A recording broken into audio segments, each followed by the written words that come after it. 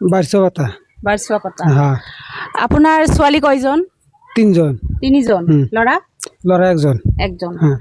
ল'ৰাক পঢ়াব নে আপোনাৰ ছোৱালীকো পঢ়াব? ল'ৰাকো পঢ়াব ছোৱালীকো পঢ়াম। ছোৱালীকো পঢ়াব ল'ৰাকো পঢ়াব। তো আপোনাৰ যে ছোৱালী আছে কেইজন ক'লে? দুইজন ছোৱালী। দুইজন ছোৱালী।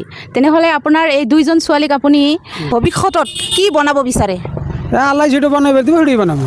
মাষ্টৰ বনাব, অফিচাৰ বনাব নে উকিল বনাব, কি বনাব? কি নিজৰ কৰ্ম কৰিব লাগিব, ইচ্ছা থাকিব লাগিব, তেতিয়াহে হ'ব। ইচ্ছা ওটা তো আল্লাহরই, আমার না তো। ওরা ভালো করে পড়াশোনা করবো, ওরা যা ইচ্ছা তাই করা হবো। আপুনি কি বনাব বিচাৰে? আপুনি কোনটো বিচাৰে? আমার হিসাবে এখন মাস্টার টাস্টার হলে ভালো কথা। হয় নেকি? মাষ্টাৰ হ'লে ভাল। আৰু যদি উকিল হয়? অন্য নাই তো আমরা পড়া নিহাম না, উত্তায়ন সমর্থন হয় নাই। হ'ব তেনেহ'লে দাদাই নিজৰ ছোৱালীক ভালদৰে পঢ়াই আছে আৰু ইমান কষ্টৰ কাম কৰি আছে। দাদাক মই দুটা কলম দিম দাদাৰ ছোৱালীক দিয়াৰ কাৰণে। দাদাৰ ছোৱালীজনক ভালকৈ পঢ়াই আছে, সেইকাৰণে দুজন ছোৱালী দুটা কলম দি আছোঁ।